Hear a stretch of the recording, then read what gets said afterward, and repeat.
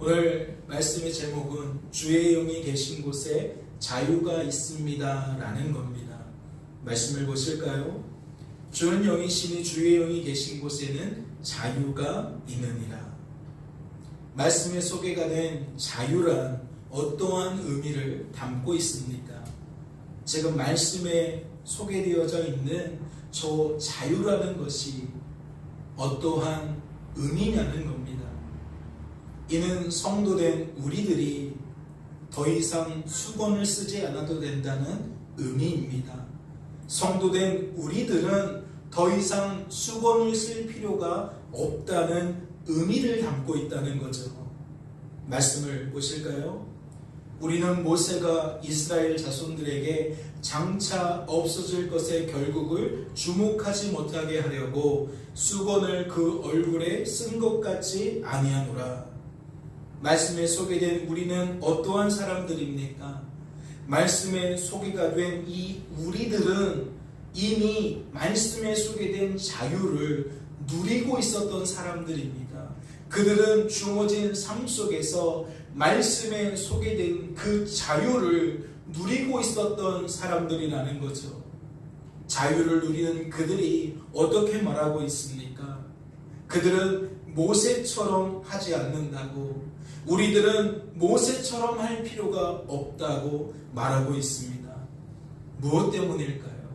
무엇 때문에 그들은 모세처럼 하지 않는다고, 모세처럼 할 필요가 없다고 말하고 있냐는 겁니다. 이는 모세처럼 수건을 써도 죄의 문제는 결코 해결되지 않기 때문입니다. 즉, 수건이 죄의 문제를 극복할 수 있도록 돕지 못한다는 거죠. 말씀을 자세히 보세요. 모세가 이스라엘 자손들에게 장차 없어질 것의 결국을 주목하지 못하게 하려고 수건을 그 얼굴에 쓴 것 같이, 모세가 빛나는 자기 얼굴을 수건으로 가린 이유가 무엇입니까?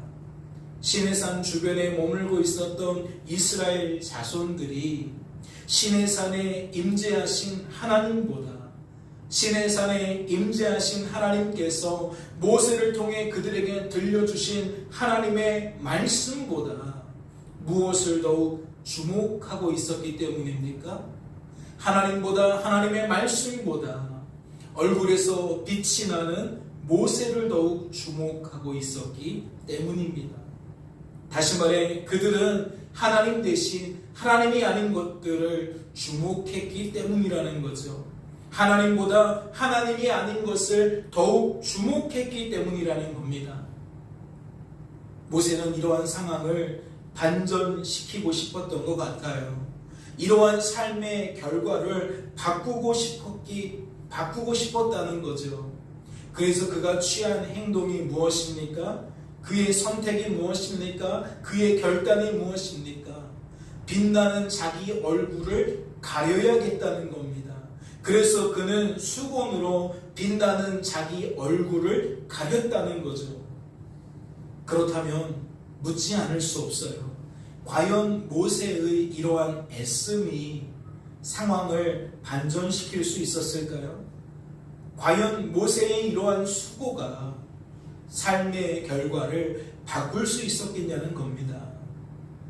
말씀을 보실까요? 그들이 또 모세에게 이르되 애굽에 매장지가 없어서 당신이 우리를 이끌어내어 이 광야에서 죽게 하느냐? 어찌하여 당신이 우리를 애굽에서 이끌어내어 우리에게 이같이 하느냐? 또 보세요. 백성이 모세에게 원망하여 이르되 우리가 무엇을 마실까 하며, 또 말씀을 보세요.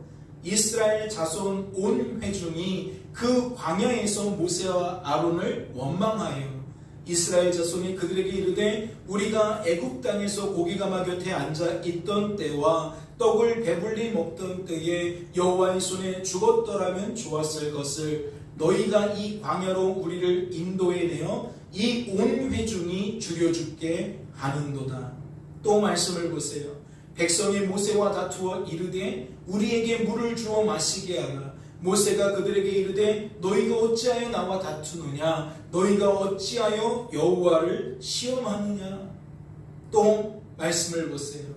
백성이 모세가 산에서 내려옴이 더딤을 보고 모여 백성이 아론에게 이르러 말하되 일어나라 우리를 위하여 우리를 인도할 신을 만들라. 이 모세 곧 우리를 애굽 땅에서 인도하여 낸 사람은 어찌 되었는지 알지 못함이니라.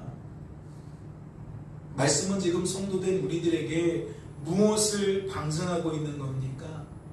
우리는 지금 여러 사건들을 계속해서 살펴본 겁니다. 그 사건 속에서 나타난 이스라엘 자손들의 반응을 살펴본 거예요. 말씀을 통해 무엇을 깨닫게 되십니까? 지금 말씀이 무엇을 고발하는 것 같으세요? 무엇을 나타내고 있는 것처럼 여겨지시냐는 거죠. 이것은 죄 때문에 생각이 허망해진 우리들은, 마음이 미련하고 어둡게 된 우리들은 상황을 반전시킬 수 없다는 것을 나타내고 있는 겁니다. 죄 때문에 전적으로 타락하고 부패하고 무능하게 된 우리들은 삶의 결과를 바꿀 수 없다는 것을 지금 말씀이 고발하고 있다는 거지요. 다시 말해 모세처럼 아무리 수건을 써도 죄의 문제는 극복되지 않는다는 거예요. 죄의 문제는 해결되지 않는다는 거죠. 다시 한번 말씀을 차근차근 보실까요? 그들이 또 모세에게 이르되 지금 어떠한 상황입니까?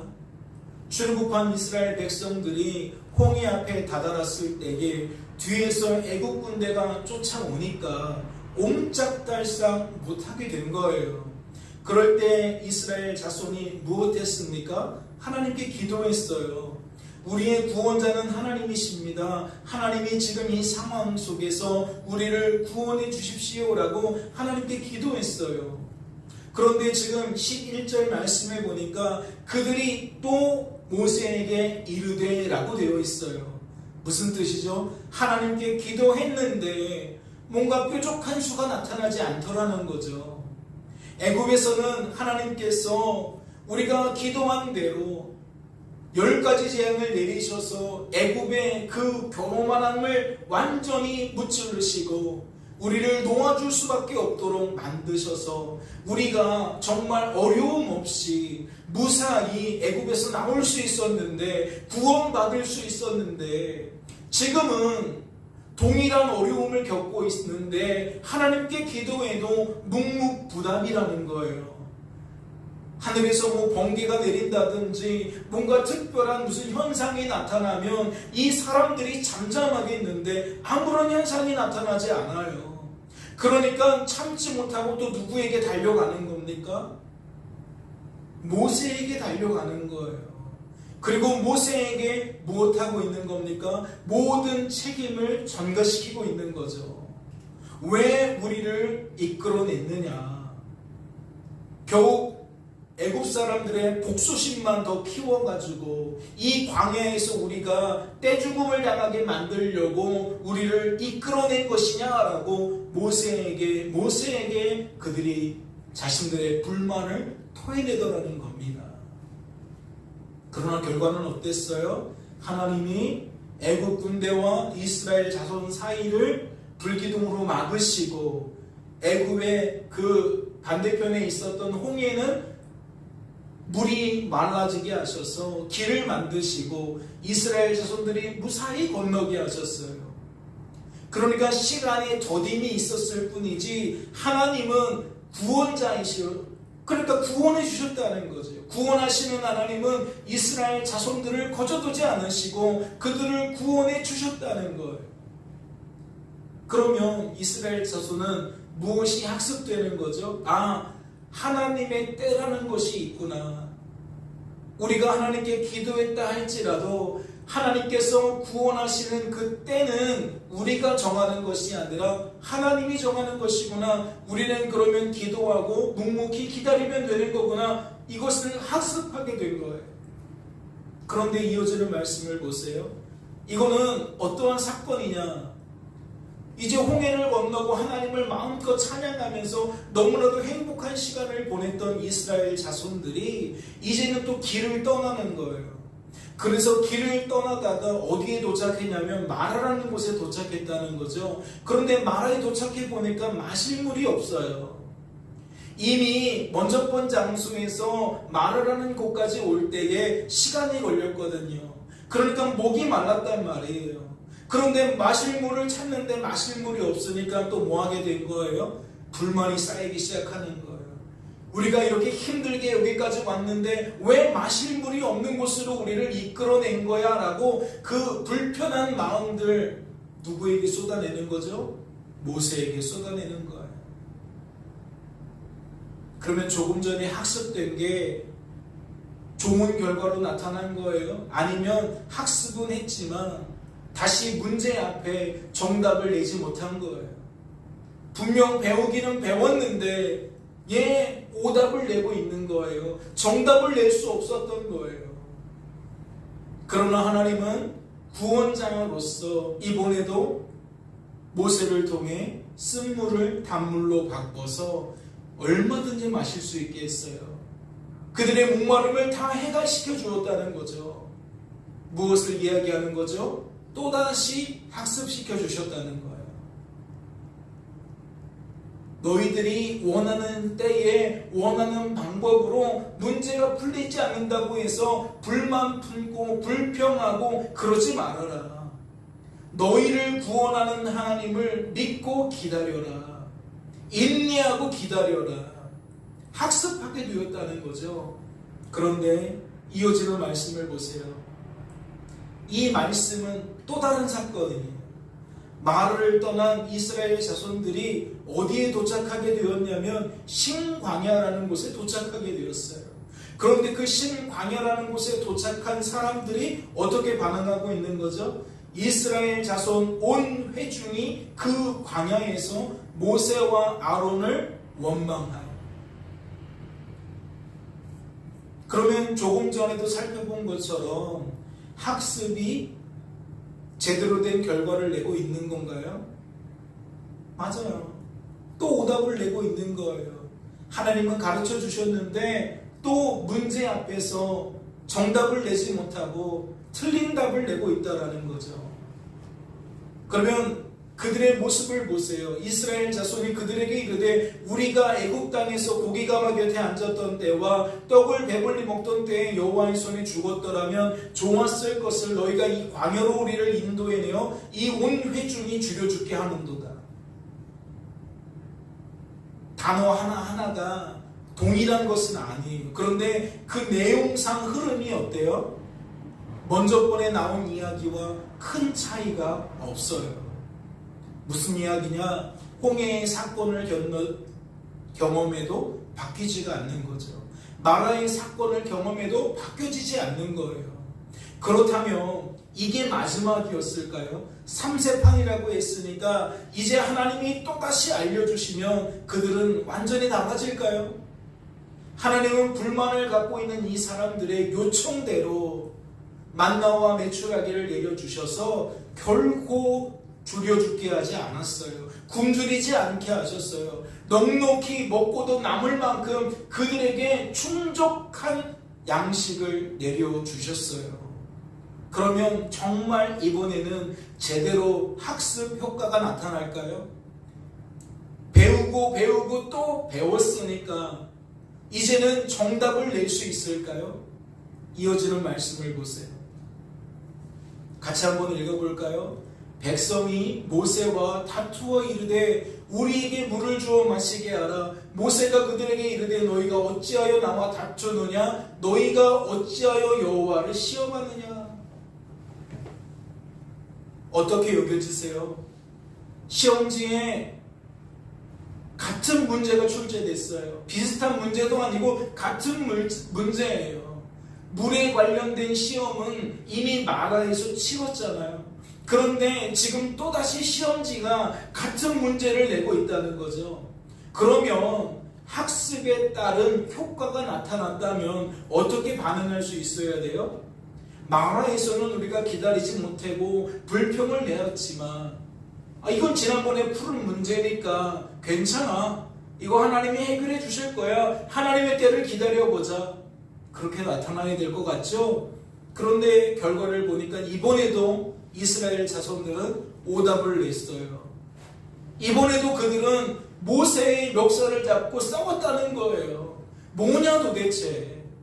왜 자꾸만 우리를 이렇게 어려운 환경 속으로 몰아넣느냐라고 철저하게 모세와 다투었다는 거죠. 그런데 이 의미는 조금 더 다른 의미를 갖고 있어요. 무슨 이야기냐? 신광야에서 하나님은 그들에게 어찌 말씀하셨냐면 모세가 너희를 인도하는 것이 아니라 내가 너희를 지금까지 인도하고 있었다라고 알려주었거든요. 그러니까 너희들이 모세를 원망하면 나를 원망하는 것이고 모세와 싸우는 건 나와 싸우는 것이다 라고 알려주셨단 말이에요. 그런데 그럼에도 불구하고 백성들은 뭐하고 있어요? 거침없이 모세와 싸우고 있어요. 이제 이해가 됐어요? 왜 우리들이 생각이 허망해졌다라고 성경에서 말하고 있는지, 왜 마음이 미련하고 어둡게 되어졌다라고 말하는지 이해가 되시냐고요. 그러한 우리들이 상황을 반전시킬 수 없잖아요. 결과를 바꿀 수 없잖아요. 말씀은 지금 그러한 우리들의 민낯을 그대로 드러내고 있잖아요. 그런데 모세가 수건을 쓰면 극복되어질까요?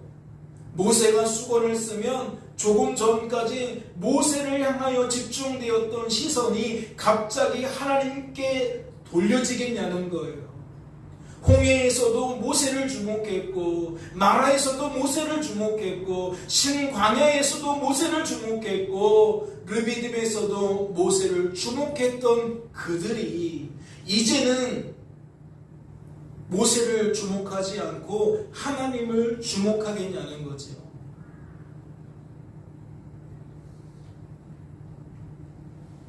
이 사건은 십계명을 받은 모세의 그 사건과 굉장히 가까운 시기에 벌어진 일이에요. 출애굽기 34장에 모세가 수건을 썼던 기사가 나오는데 지금 32장이잖아요. 굉장히 가까운 시기에 있었던 일이라는 거죠. 어떤 일이 있었어요? 백성이 모세가 산에서 내려오니 더딤을 보고 40일을 밤낮으로 산 위에 올라가서 하나님과 대면하고 있었던 모세. 그런데 밑에서 그 모세가 언제 내려올지 몰라서 날짜를 세고 있었던 사람들. 한계가 다다른 거죠. 못 참겠는 거예요. 그래서 그들이 어떠한 태도를 취하죠? 우리를 위하여 우리를 인도할 신을 만들라. 하나님이고 뭐고 모르겠다. 모세고 뭐고 모르겠다. 이제 우리가 갈아타야겠다. 다른 신을 섬겨야겠다. 다른 지도자를 구해야 되겠다. 지금 그렇게 나가고 있어요. 그러니까 직전까지도 이 사람들의 그 모습은 결코 학습이 없는 거예요. 학습될 수가 없는 거예요. 보이지 않는 하나님을 제대로 섬기는 것이 불가능하다라는 것이 이렇게 드러나고 있다는 거죠. 늘 육신의 안목을 따라 사람에 집중할 수밖에 없고 환경에 집중할 수밖에 없는 그들의 한계가 여실히 드러났다는 겁니다. 그렇다면 말씀을 보세요. 그들의 마음이 완고하여 오늘까지도 구약을 읽을 때에 그 수건이 벗겨지지 아니하고 있으니 오늘까지 모세의 글을 읽을 때에 그 수건이 마음을 덮었도다. 그렇다면 이 말씀이 의미하는 바가 무엇일까요? 악하고 약하고 무능한 우리들은 그럼에도 불구하고 여전히 모세처럼 행동할 수밖에 없다는 거예요. 이스라엘 자손들처럼 행동할 수밖에 없다는 거죠. 즉 우리의 애씀이 죄의 문제를 해결할 수 없다 할지라도 우리들은 가만히 있을 수가 없다는 거죠. 다시 말해 우리들은 우리들의 수고를 멈출 수가 없다는 거예요. 백성들은 끊임없이 모세의 멱살을 잡았던 것처럼 모세도 그러한 백성들을 어떻게 하면 하나님께로 잘 이끌 수 있을까라는 그 양측의 수고가 결코 멈춰질 수가 없다는 거죠. 그렇다면 묻지 않을 수 없습니다. 우리들은 어떠한 마음을 품고 그런 식으로 반응할까요? 우리들은 어떠한 생각을 가지고 그렇게 행동하겠냐는 겁니다. 나의 애씀이 아무런 소용이 없다는 생각을 가지고 우리가 열심을 낼까요? 나의 수고가 전혀 쓸모가 없다는 생각 속에서 우리들이 행동하겠냐는 겁니다. 생각해 보세요. 모세가 빛나는 자기 얼굴을 수건으로 가릴 때에 과연 이러한 자신의 애씀이 아무런 효과가 없을 거라는 생각 속에서 그렇게 했을까요? 아무런 소용이 없을 거라는, 전혀 쓸모가 없을 거라는 그러한 생각 속에서 빛나는 자기 얼굴을 수건으로 가렸겠냐는 겁니다. 그럴 리가 없죠. 우리들은 그런 식으로 행동하지 않아요. 우리가 어떻게 행동한다는 것은 목적이 있는 거고 의도가 있는 거예요. 그렇다면 이것은 무엇을 방증하는 겁니까? 악하고 약하고 무능한 우리들은 우리들의 애씀이 죄의 문제를 해결할 수 있다는 무엇을 한다는 거죠? 오해를 한다는 거예요. 착각을 한다는 거예요. 우리의 애씀이, 우리의 수고가 결국 우리 자신을 바꿀 수 있다, 우리의 한계를 뛰어넘을 수 있다라는 그러한 생각을 가지고 산다는 거지요. 그렇다면 그 결과는 무엇입니까? 설령 실패할지라도, 설령 한 번 실패한 게 아니라 반복해서 끊임없이 실패할지라도 우리들은 우리들의 애씀을 결코 멈출 수 없는 거예요. 결코 멈추지 않는 거예요. 7.8기라는 말이 무슨 뜻입니까? 7번 실패해도 도전하라는 거예요. 그러면 8번째 성공한다는 거죠. 이 말은 7번 실패하면 8번째는 반드시 성공한다는 뜻이 아니잖아요. 성공할 때까지 계속 시도하라는 거잖아요. 계속 도전하라는 거잖아요. 이 말이 무엇을 담고 있는 거예요? 나의 애씀은 결코 값어치가 없는 게 아니라는 거죠. 나의 수고는 헛된 것이 아니라는 거예요. 나의 애씀과 수고가 모이고 쌓이면 결국 어떤 일이 벌어진다? 삶이 달라지는 결과가 나타난다. 그러니까 우리들은 실패할 때에 주로 어떻게 반응합니까? 우리들의 수고가 죄의 문제를 해결할 수 없구나 라고 반응하는 게 아니라, 우리의 수고는 죄의 문제를 해결할 수 있는데 우리의 수고가 부족했구나 라고 여긴다는 거예요. 즉 나의 노력이 부족해서 내가 또다시 같은 행동을 반복한 것으로 여긴다는 거죠. 내가 모세를 보고 원망하기 전에 조금 더 기도하고 참고 인내하면 되었을 것을 내가 조금 더 참지 못해서 그만 모세를 붙들고 내가 또 원망하고 말았구나 라고 여긴다는 거예요. 또는 우리의 실패가 무엇 때문이다? 내가 노력은 많이 했지만 잘못된 방향으로, 비효율적인 방법으로 내가 노력했기 때문이다 라는 거예요. 더 큰 효과를 낼 수 있도록 내가 방향을 개선하면 될 것이다, 이런 생각을 품는다는 거죠. 그렇다면 오늘까지 모세의 글을 읽을 때에 수곤이 그 마음을 덮었다는 이 말씀의 의미는 무엇이 되는 겁니까?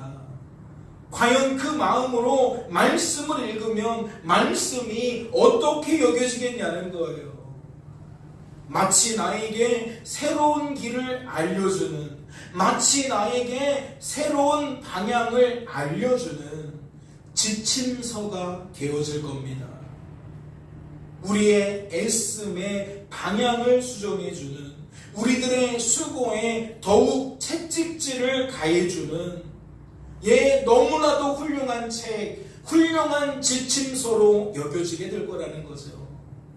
그래서 많은 사람들이 그러한 마음으로 말씀을 묵상하면서 어떠한 결론을 내요?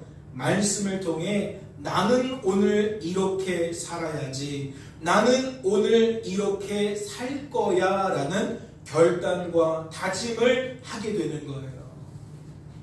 설령 내가 결단한 대로 살지 못했을지라도, 설령 그것이 한 번의 실패가 아니라 끊임없이 다짐한 대로 살지 못하는 실패의 연속이라 할지라도 우리들은 여전히 말씀을 묵상하며 그래도 나는 오늘 이렇게 살아야지, 나는 오늘 이렇게 살 거야 라는 결단과 다짐을 반복하게 된다는 거죠.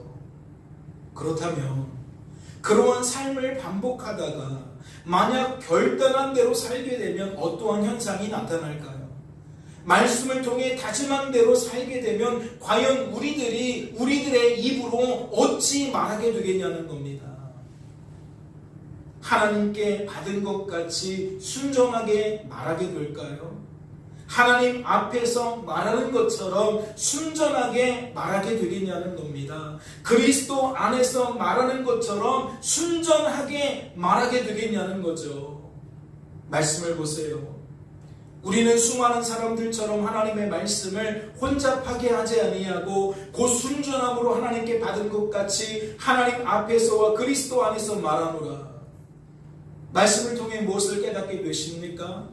말씀은 말씀에 소개된 자유를 누리고 있었던 우리는 하나님의 말씀을 어떻게 말한다? 주어진 삶을 어떻게 말한다? 주어진 삶의 결과를 어떻게 말한다? 순전하게 말한다. 하나님께 받은 것 같이 하나님 앞에서와 그리스도 안에서 말한다. 하지만 말씀에 소개된 자유를 누리지 못했던 수많은 사람들은 어찌 소개합니까? 그들은 혼잡하게 말한다고 소개합니다. 무엇을 방증하는 거죠? 그들은 하나님께 받은 것 같이 말하지 않는다는 거예요. 하나님께서 하신 일을 하나님께서 하신 일로 말하지 않는다는 거죠. 하나님께서 하실 일을 하나님께서 하실 일로 말하지 않는다는 거예요. 그렇다면 어떻게 말할까요? 하나님께서 하신 일을 누가 한 일처럼 말해요? 내가 한 일처럼 말해요. 하나님이 내 안에 역사하셔서 하나님이 하신 일들이 내가 한 일로 표현되어진다니까요. 아니면 하나님께서 하신 일과 내가 한 일을 구분해서 말하는 거예요. 하나님은 이렇게 해주셨고 그래서 나는 이렇게 했다고 하나님이 하신 일과 내가 한 일로 하나님이 하신 일을 나누어서 혼잡하게 말한다는 거죠. 그러면 과거형만 그러겠어요? 미래형도 마찬가지죠. 하나님께서 하실 일을 어떻게 말하겠어요? 내가 할 일로 말하는 거예요. 하나님께서 내 안에서 역사하실 일을 내가 그렇게 역사해야 되는 것으로 말한다니까요.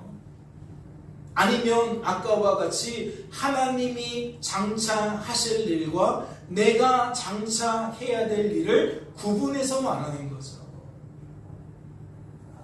그래서 말씀은 그들을 향해 혼잡하게 말한다고 이야기하는 거예요. 말씀을 보세요. 돌에 써서 새긴 죽게 하는 율법 조문의 직분도 영광이 있어 이스라엘 자손들은 모세의 얼굴에 없어질 영광 때문에도 그 얼굴을 주목하지 못하였거든요. 그렇다면 이 말씀이 의미하는 게 무엇일까요? 혼잡하게 말할 수밖에 없는 이스라엘 자손들은 하나님 대신 사람을 바라볼 수 있어요. 하나님보다 환경을 바라볼 수 있어요. 아니면 하나님도 바라보지만 누구도 함께 바라봐요? 사람과 환경도 함께 바라봐요. 그런데 그러한 이스라엘 자손이 혼잡하게 말할 수밖에 없었던 모세를 향해 어떻게 반응하고 있는 겁니까? 경외하는 마음을 갖게 되었다는 거예요. 존경하는 마음을 갖게 되었다는 거예요. 다시 말해 이스라엘 자손들은 모세를 존경했다는 거죠. 모세를 추앙했다는 겁니다. 왜요? 그들이 갖고 있는 헤아림으로 모세를 보니까 모세는 남다른 사람으로 여겨지기 때문입니다. 우리들은 매번 결단하지만 먹는 문제, 마시는 문제를 만나면 매번 실패할 수밖에 없는데, 우리들은 매번 다짐하지만 위기를 만나면 매번 무너질 수밖에 없는데, 모세는 어때요? 그러한 자신들과 차원이 다른 사람이었다는 거죠. 우리들은 결단과 다짐이 무색할 정도로 빈번하게 실패를 반복하지만 모세는 결단한 대로 살더라는 거예요. 모세는 다짐한 대로 살더라는 거지요. 나 오늘부터 핸드폰 30분만 할 거야. 나 오늘부터 게임 30분만 할 거야. 다 못 지켜요. 그런데 그 중에 하나가 지켜요. 그러면 반에서 그 아이는 이상한데 이렇게 여겨지는 거죠. 와, 쟤는 어떻게 저럴 수 있지? 이렇게 여겨지는 거죠. 그래서 그러한 모세를 누가 추앙하느냐? 당대의 이스라엘 자손들 뿐만 아니라 오늘까지도 혼잡하게 말할 수밖에 없는 수많은 사람들이 그러한 모세를 추앙하는 거예요. 야, 모세만한 지도자가 없구나. 야, 모세처럼 훌륭한 지도자가 없어. 하지만 말씀을 보세요. 너희는 우리로 말미암아 나타난 그리스도의 편지니 이는 먹으로 쓴 것이 아니요 오직 살아계신 하나님의 영으로 쓴 것이며 또 돌판에 쓴 것이 아니요 오직 육의 마음판에 쓴 것이라. 이건 무엇을 방증하는 거죠? 지금 이 말씀은 어떠한 의미를 나타내고 있는 겁니까? 한편으로는 악하고 약하고 무능한 우리들이 죄의 문제를 스스로 해결할 수 없다는 걸 나타내는 거예요. 모세가 웬 말이냐는 거죠. 또한 한편으로는 오직 하나님만이 그리하실 수 있다라는 것을 나타내는 거예요. 모세의 기사를 보면서 모세에 대한 환상을 가질 것이 아니라 모세를 빚어가시는 하나님을 보면서 나도 모세와 다를 바 없지만 하나님이 나를 붙들어 주시면 나도 모세와 같은 삶을 살아갈 수 있구나. 중요한 역할은 모세가 아니라 하나님이셨구나 라는 것을 밝히 깨달아야 되는 거예요. 지금 말씀은 그 이야기를 하고 있는 겁니다. 여전히 사람을 보고 환경을 보고 거기에 함몰되어 있는 사람들에게 그들이 지금 무엇을 오해하고 있는지, 그들이 지금 무엇을 착각하고 있는지 밝히 드러내고 있다는 거죠. 이어지는 말씀도 보세요. 우리가 무슨 일이든지 우리에게서 난 것 같이 스스로 만족할 것이 아니니 우리의 만족은 오직 하나님으로부터 나느니라. 야, 일주일째야. 내가 담배를 피우지 않은 지가 벌써 일주일째야. 야, 내가 한 달이 됐어. 내가 술을 마시지 않은 게 벌써 한 달이 됐어.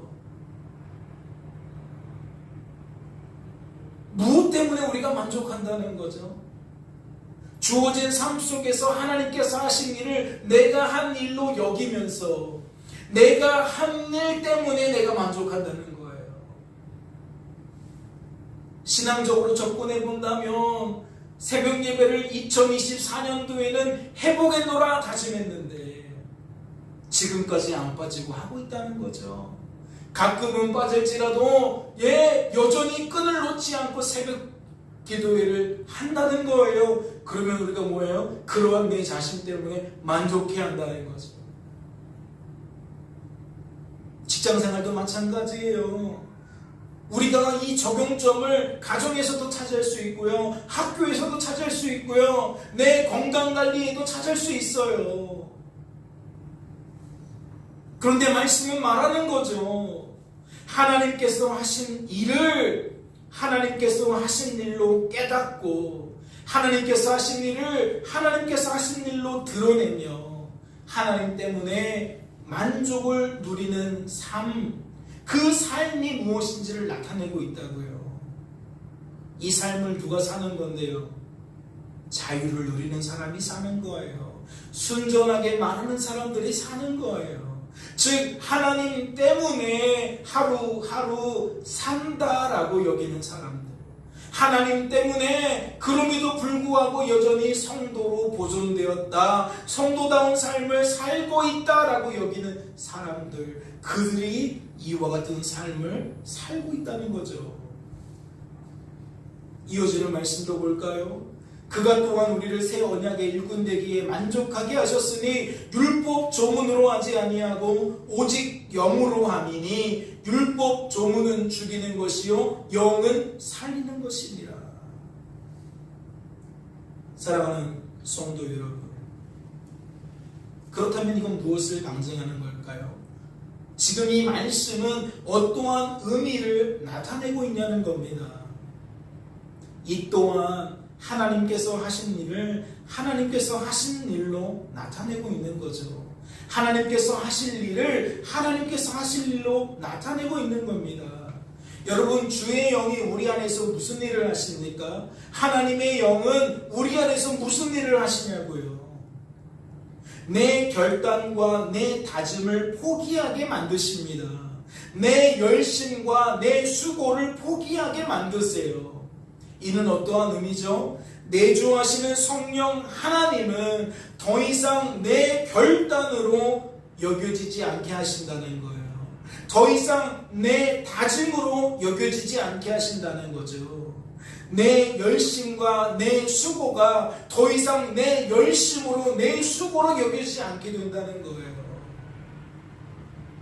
무슨 뜻입니까? 하나님께서 하신 일이 하나님께서 하신 일로 내 안에서 깨달아지고 인정되어지고 고백되어진다는 거예요. 생각과 감정과 의지를 붙들어 주시는 성령 하나님 때문에, 우리의 마음판에 역사하시는 하나님 때문에 생각이 달라지고 감정이 달라지고 의지가 달라지니까 삶을 보는 헤아림이 달라지는 거예요. 말씀을 보는 헤아림이 달라지는 거예요. 주어진 삶의 결과를 바라보는 그 관점이 완전히 달라지는 거예요. 혼잡하게 말하는 게 아니라는 거죠. 하나님께서 하신 일이 하나님께서 하신 일로 여겨지니까 하나님께서 하신 일로 말하게 되는 거예요. 그런데 여전히 관점이 하나님이 아니라 하나님과 나라는 존재를 함께 보거나, 아니면 하나님이라는 존재보다 나라는 존재를 더 크게 보는 사람들은 그러한 헤아림이 너무나도 낯설죠. 너무나도 공감이 안 돼요. 너무나도 이해가 안 돼요. 그러니까 한편에서는 오늘까지도 구약을 읽을 때에 수건을 쓰고 있는 거고, 한편에서는 더 이상 수건을 쓰지 않겠다, 수건을 쓸 필요가 없다라고 이야기를 하는 겁니다. 완전히 서로 다른 두 부류를 오늘 말씀이 소개하고 있다는 거죠. 혼잡하게 말하는 사람과 순전하게 말하는 사람들은 결코 물과 기름처럼 섞이지 않는 거예요. 완전히 다른 삶을 살고 있는 거예요. 즉 헤아림이, 여겨짐이 전혀 다르다는 거죠. 그런데 오늘 말씀은 어떻게 표현한 겁니까? 순전하게 말하고 혼잡하게 말하는 그 차이를, 자유를 누리는 것과 자유를 누리지 못하는 것으로 소개를 하는 겁니다. 주일날 우리가 살펴본 것은 수건을 쓰고 있는지, 수건을 필요 없다 여기며 수건을 벗고 있는지의 문제였다면, 오늘은 자유가 누려지는 것인지 여전히 누려지고 있지 않은 것인지에 대한 문제라는 거죠.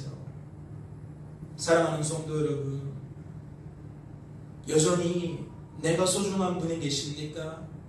죽었다 하면서, 내가 십자가에 이미 죽었다고 하면서 여전히 내가 소중한 분이 계십니까? 내 뜻이, 내 결단이, 내 선택이, 내 다짐이, 내 열심이, 내 수고가, 그래서 하나님께서 하신 일을 내가 한 일처럼 여길 수밖에 없는 그 헤아림을 가지고 사시는 성도님이 계십니까? 자유를 누릴 수 없는 겁니다. 자유를 누리지 못하니까 그리 여기는 겁니다. 말씀을 보세요. 주는 영이시니 주의 영이 계신 곳에는 자유가 있다고 했습니다. 우리 안에 하나님이 계시지 않는데 우리가 어떻게 성도가 될 수 있습니까?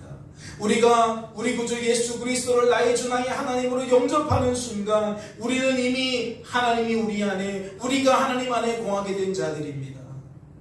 그런데 오해와 착각이라는 것은 무엇입니까? 그러한 나의 상태를 여전히 옛날 상태로 여기는 겁니다. 여전히 예수 믿기 전 상태로 여기는 겁니다. 그래서 예수 믿지 않는 사람들이 여전히 나를 중요시하고 살아가는 것처럼 성도된 우리들 역시 한편으로는 하나님을 중시하지만 한편으로는 여전히 사람과 환경을, 즉 세상 사상과 논리를, 즉 상식과 가치관을 여전히 붙들고 살아가고 있는 겁니다. 바라기는 이제 눈이 열려지시기를 소망합니다. 생각이 변화되어지시기를 소망합니다. 주의 영이 계신 곳에는 자유가 있다고 했습니다. 죄의 논리가, 죄의 사상이 더 이상 우리를 묶을 수 없다라는 거죠. 자유를 누리는 자에게는 그것이 하찮게 여겨진다는 겁니다. 그 논리 안에 굳이 내가 들어가려고 하지 않는다는 거죠. 주의 영이 계신 곳에는 자유가 있습니다. 가정에서도, 학교에서도, 병원에서도, 일터와 사업장에서도 이 자유를 주의 영으로 말미암아, 하나님의 영으로 말미암아, 성령 하나님으로 말미암아 온전히 풍성하게 누리게 되시는 저와 여러분 되어지기를 주님의 이름으로 소망합니다. 잠시 기도합니다. 하나님 아버지 감사합니다. 우리에게 자유를 주시는 하나님, 하나님이 아니면 우리가 어떻게 우리의 생각에 자유가 있습니까? 우리의 감정과 의지에 자유가 있습니까? 죄의 사상과 논리로부터 결코 자유할 수 없습니다. 결코 해방될 수 없습니다. 주님, 그러면 말씀도 세상의 지혜서를 읽는 것처럼, 지침서를 읽는 것처럼 우리는 그리 볼 수밖에 없습니다. 내 삶에 그리 적용하며 또 내가 내 인생의 주관자 노릇, 구원자 노릇 할 수밖에 없습니다. 하나님께서 하신 일을 하나님께서 하신 일로 온전히 깨달을 수 있도록 주님 축복하여 주옵소서. 그리하여 우리들이 하나님 때문에 스스로 만족을 하는 것이 아니라 하나님 때문에 만족하는 자들이 되어질 수 있도록 도와 주시옵소서. 주께서 우리를 붙들어 주실 줄로 믿고 감사드리며 이 모든 말씀 우리를 죄에서 구원하신 예수님의 이름으로 기도하옵나이다. 아멘.